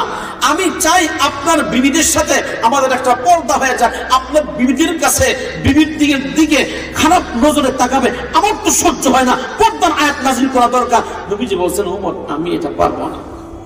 আরে পর্দার বিধান আমি নাযিল করতে, আমি কিছু করতে পারবো না। তুমি বলছো ঠিক আছে। আল্লাহ পাক বলে, হে আমার পয়গম্বর, ওমরের কথা আমার কথা, ওমরের সিদ্ধান্ত আমার সিদ্ধান্ত। আল্লাহ পর্দার আয়াত নাযিল করলেন। সুবহানাল্লাহ বলেন। খুব খেয়াল করে কথাটা শুনবেন। তৃতীয় নম্বর, নবীজি তওয়াফ করতেছেন বাইতুল্লাহ। তওয়াফ শেষ করে বলতেছেন, আল্লাহ রাসূল আমার না মন চায় 7 চক্কর মারার পর যে 2 রাকাত নামাজ পড়েন, এই জায়গাটা নামাজ পড়তে মন চায়, যাকে মাকামে ইব্রাহিম বলে। তোমার মন চাইছে, আল্লাহকে বলো, দেখো আল্লাহ মঞ্জুর করে কিনা। কিছুক্ষণ পর আল্লাহ আয়াত নাযিল করে বলে, ওয়াত্তাখিযু মিন মাকামি ইব্রাহিম মুসাল্লা। আল্লাহ কই ওমর তুমি বললা, আর আল্লাহ সাথে সাথে কবুল করা আয়াত নাযিল করছে। তার মানে ওমর যেটা চায় আল্লাহ সেটা চায়। ওমরের সিদ্ধান্ত আল্লাহর সিদ্ধান্ত, ওমরের চাহিদা রাসূলের চাহিদা। ওমর যেটা বলে রাসূল সেটা মানে, ওমর যেটা বলে আল্লাহ সেটা মানে। আল্লাহ তার কাছ থেকে চেয়ে নিয়েছেন ওমরকে। অতএব ওমরকে যারা ভালোবাসবে তারা রাসূলকে ভালোবাসবে, ওমরকে যারা ভালোবাসবে আল্লাহকে তারা ভালোবাসবে। রাসূল সর্বশেষ কথা বলেছেন, শুনে রাখো শুনে রাখো, যদি আমার পরে নবুয়তের দরজা খোলা থাকতো, লাউ কানা বাদি নবিয়ান লাকানু উমর নবিয়ান, যদি আমার পরে নবীর দরজা খোলা থাকতো, শুনে রাখো ওমর একমাত্র নবী হয়তো। ওমরের মধ্যে ফাকাহাত, ওমরের মধ্যে সাহানাত, ওমরের মধ্যে ফাতানাত, ওমরের মধ্যে এত বুদ্ধি, এত সুচিন্তিত মতামত আল্লাহ ওমরকে দিয়েছেন। সেই মতামতটা আল্লাহ নিজে পছন্দ করেন, আমি রাসূল নিজে পছন্দ করি। অতএব ওমরকে তোমরা মানবা। ওমর হলো এই দেশের না, সারা বিশ্বের মুসলমানের জন্য 1 নম্বর মডেল। কথা ঠিক না ঠিক? আপনারা কি বুঝতে পারছেন? ওমর ইবনে খাত্তাবকে মানতে রাজি আছেন? কারা কারা ভালোবাসেন হাত তুলেন। নারায়ে তাকবীর। এবার আসেন নবীজি সাল্লাল্লাহু আলাইহি ওয়াসাল্লাম, আরে কইতাম নি, এখন তো হালুয়া খাওয়ার সময়। হালুয়া, এখন হালুয়া খাওয়াই দিব, শেষ হালুয়া খাওয়া শেষ, আমি ছুটি নিয়ে যাবো আপনাদের কাছ থেকে। এই শুনেন, নবীজির ইন্তেকালের পরে আবু বকর সিদ্দিক রাদিয়াল্লাহু তাআলা 2 বছর কয়েক মাস ছিলেন, তিনি ইন্তেকাল করলেন। আবু বকর সিদ্দিক রাদিয়াল্লাহু তাআলা দ্বারা আল্লাহ পাক একটা সুন্নাত চালু করছেন, সেই সুন্নতের নাম হলো মুরতাদদের বিরুদ্ধে লড়াই করা। যারা নাকি মুরতাদ হয়ে যায় তাদের বিরুদ্ধে জিহাদ করতে হয়, এটা সুন্নাত চালু করছেন ওমর ইবনে খাত্তাব নয়, আবু বকর সিদ্দিক রাদিয়াল্লাহু তাআলা। বলেন তো যারা মুরতাদ হবে এদের বিরুদ্ধে জিহাদ করতে হবে কি হবে না? মুরতাদদের বিরুদ্ধে জিহাদ নবীজি করেন নাই। নবীজির সময় জামাত আর মুরতাদ হয় নাই, জামাতবদ্ধভাবে মুরতাদ নবীর যুগে হয় নাই। নবীজির ইন্তেকাল করার পর মুরতাদের সংখ্যা বেড়ে গেল।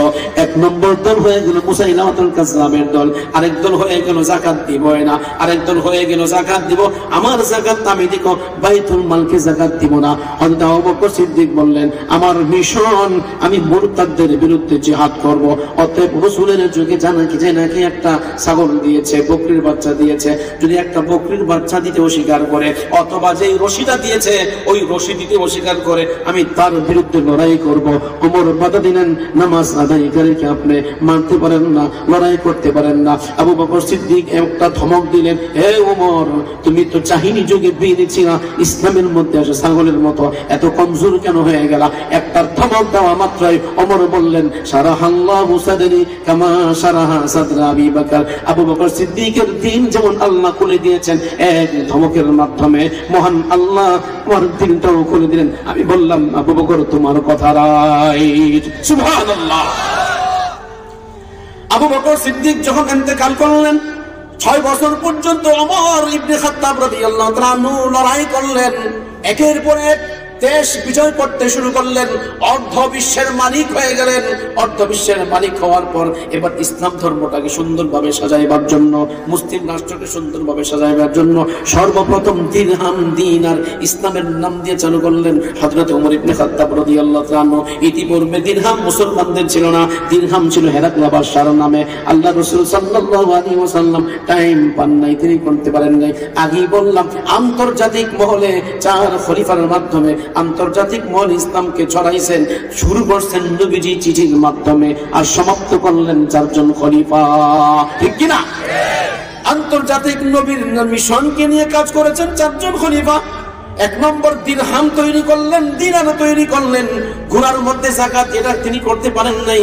এবার যখন ওমর ইবনে খাত্তাব খলিফা হয়ে গেলেন, 6 বছর যুদ্ধ করার পর মোটামুটি ইসলাম ধর্ম একটা পর্যায়ে যখন পৌঁছে গেল, আরব মামালিক পুরোটা ইসলামের মধ্যে চলে আসলো, তখন ওমর ইবনে খাত্তাব রাদিয়াল্লাহু তাআলা একটা একটা ধরলেন, একটা একটা সুন্নাত চালু করলেন, একটা ধরলেন, একটা সুন্নাত চালু করলেন, একটা ধরে সিদ্ধান্ত গ্রহণ করলেন, এখন এটা করতে হবে, এটা করতে হবে। একা কিন্তু করেন নাই, সকল সাহাবায়ে কেরামের সাথে পরামর্শ করে সিদ্ধান্ত নিয়ে এরপরে ফয়সালা করেছেন।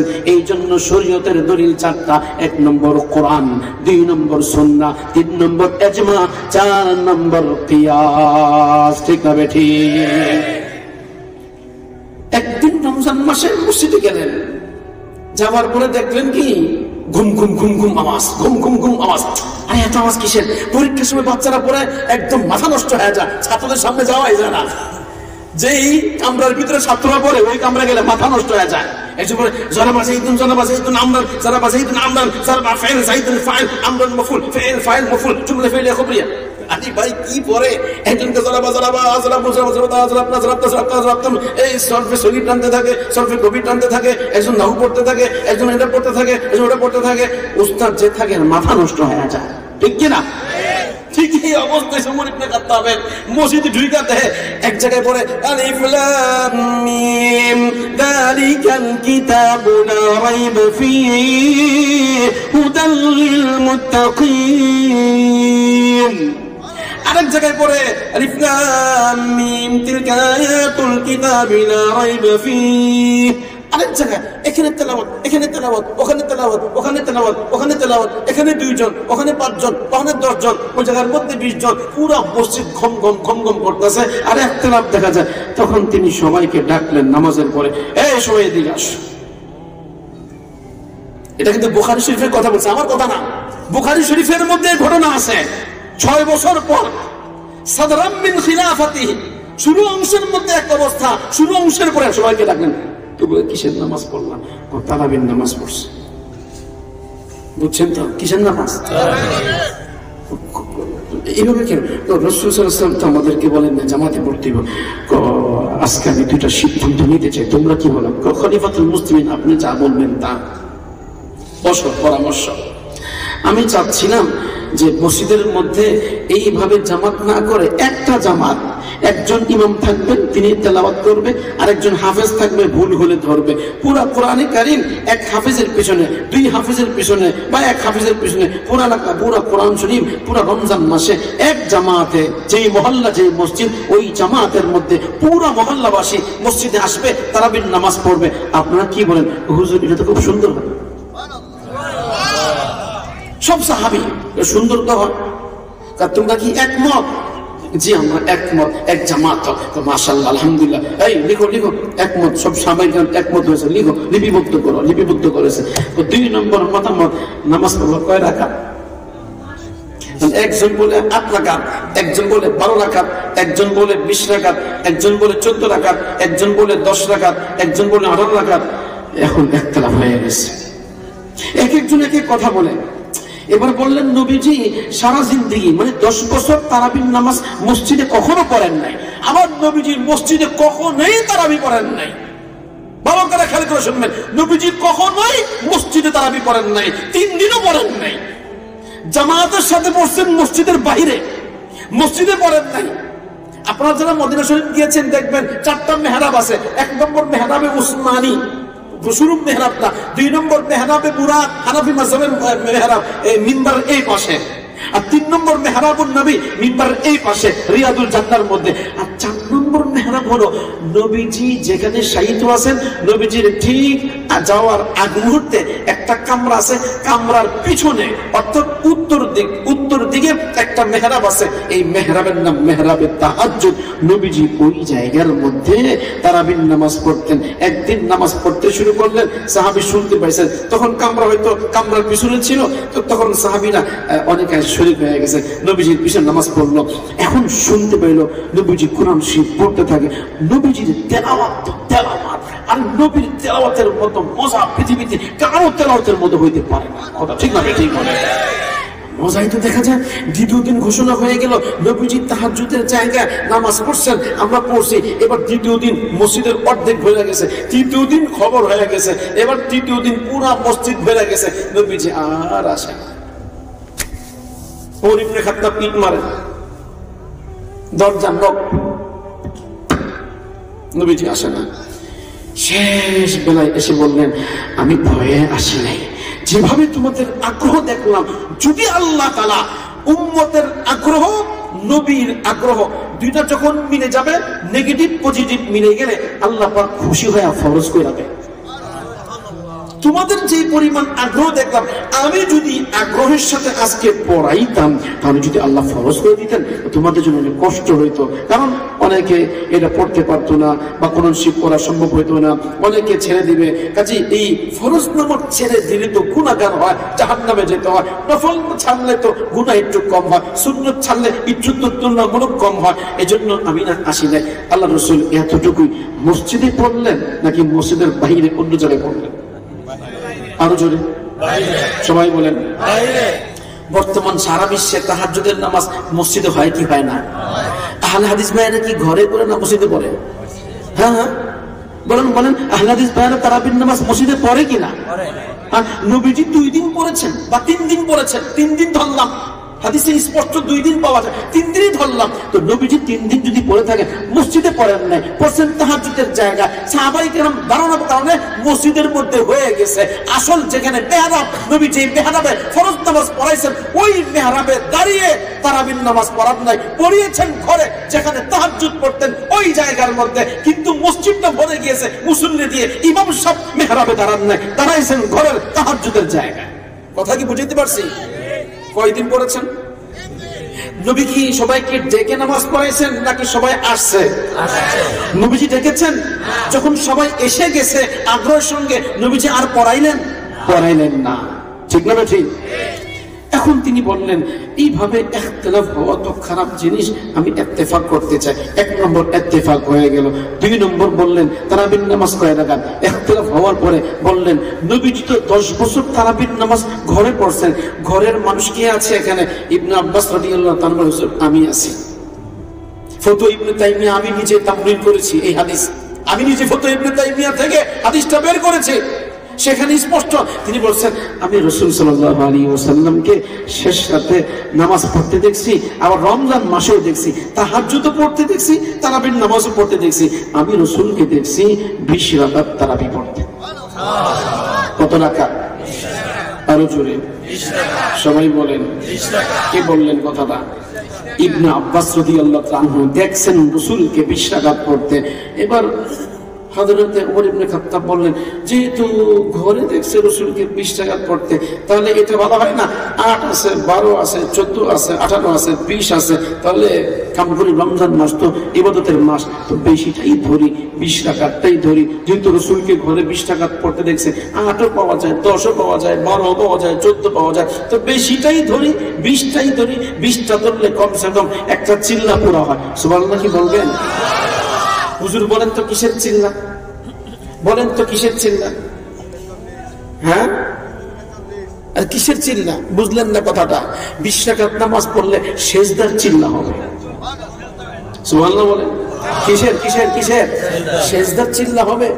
রমজান মাসে এক এক দিন সেজদার চিল্লা হবে 20 রাকাত তারাবি পড়লে। সুবহানাল্লাহ বলবেন না? সিদ্ধান্ত আম্মা জান আয়েশা সব শুনতেছে। ولم ينكر أحد من أصحابه কোন একজন সাহাবী বাধা দেন নাই, 20 রাকাত না 8 রাকাত কেউ বাধা দেন নাই। এবার 20 রাকাত চালু হয়ে গেল। উবাই ইবনে কাবকে বললেন আপনি পড়ান, মাশাআল্লাহ। তিনি পড়াইতে শুরু করলেন। তিনি দেখলেন আর বললেন নিমাতিল বিদাতু হাযিহি, এই যে নতুন একটা চালু করলাম। রাসূল সাল্লাল্লাহু আলাইহি ওয়াসাল্লাম 3 দিন নামাজ পড়ছেন জামাতের সাথে। আজকে যে আমি নতুন একটা সুন্নাত চালু করলাম, নবীজি বলে গিয়েছেন খুলাফায়ে রাশিদিন যে সুন্নাতটা চালু করবে সেটা তোমরা মেনে নিবা। অতএব ওমর ইবনে খাত্তাব বলেন মাশাআল্লাহ, এটা আমার কাছে বড় ভালো লাগতেছে। এতক্ষণ ছিল চিল্লাচিল্লি হইচই, এবার একজন মুসলমান একজন সাহাবী নামাজ পড়াচ্ছেন, পুরো মসজিদ ভরে এক ইমামের পিছনে নামাজ আদায় করতেছেন। সেখান থেকে শুরু করে অর্ধপতি পর্যন্ত মক্কা মদিনা শরীফের মধ্যে 20 রাকাত নামাজ পড়ে আসতেছে। কথা ঠিক না বেঠি? ওমরকে আল্লাহ ভালোবাসেন, ওমরকে নবী ভালোবাসেন। ওমর মুসলমান এমনি হন নাই, নবীর দোয়াতে মুসলমান হয়েছেন। নবী দোয়া করেছেন, ওমর মুসলমান হয়েছেন। আমার নবী শেষ নবী, আমার নবী বিশ্ব নবী, বাবা ইব্রাহিম নবীর দোয়ার ফসল। ঠিক তেমনি ভাবে ওমরের মাধ্যমে সারা বিশ্ব ইসলামের পতাকা উড্ডীন হয়েছে। ওমরের নাম শুনে বাচ্চারা পর্যন্ত থরথর করে কাঁপত। ওমরের নাম শুনে আপনার সেই হেরাক্লা বাদশা পর্যন্ত থরথর করে কেঁপেছে। ওমরের নাম শুনে সারা বিশ্বে থরথর করে কেঁপেছে। তার কারণ নবীর দোয়ার বদৌলতে ওমর ইবনে খাত্তাবকে আল্লাহ পাক এমন একটা রূপ দিয়েছেন যে ওমর ইবনে খাত্তাবকে আল্লাহ ভালোবাসেন, রাসূল ভালোবাসেন, নবীর দোয়ার ফসল ওমর ইবনে খাত্তাব। অতএব ওমর ইবনে খাত্তাবকে আমরা ভালোবাসি। ওমর ইবনে খাত্তাব যেই জান্নাতে, ওমরকে ভালোবেসে 20 রাকাত তারাবি যারা পড়বে তারাও সেই জান্নাতে। সুবহানাল্লাহ। আহলে হাদিস বেরা বলে ওমরের নামাজ মানি না। আমরা বলি তোমরা যদি ওমরের নামাজ না মানো তাহলে জাহান্নামের টিকিট কেটে রাখো। এত বড় বেয়াদবি, এত বড় স্পর্ধা। ওমরের নামাজ এটা ওমরের নামাজ না, রাসূলের নামাজ। ঠিক না? ঠিক বলেন। অতএব তারাবির নামাজ কয় রাকাত পড়ব? 8 রাকাত না 20 রাকাত? আরো জোরে সবাই বলেন। রাজি আছি? 8 রাকাত পড়ে চলে যাব? 8 রাকাত পড়ে চলে যাব? 20 রাকাত পড়তে রাজি আছি ইনশাআল্লাহ? আমিন বলেন, আমিন বলেন। এতটুকুই বয়ান করলাম আজকের মতো। আল্লাহ আলোচনা আল্লাহ তাআলা যতটুকু আমল বয়ান করেছি এটাকে বুঝার আমল করার তৌফিক দান করেন। আমিন বলেন, আমিন বলেন। আর জন্য আমিন বলেন। আমিন। ওয়া আখিরু দাওয়ানা আলহামদুলিল্লাহি রাব্বিল আলামিন ওয়া সাল্লাল্লাহু তাআলা আলা নবিয়্যিল উম্মি ওয়া আলা আলিহি ওয়া আসহাবিহি আজমাইন। মাশাআল্লাহ।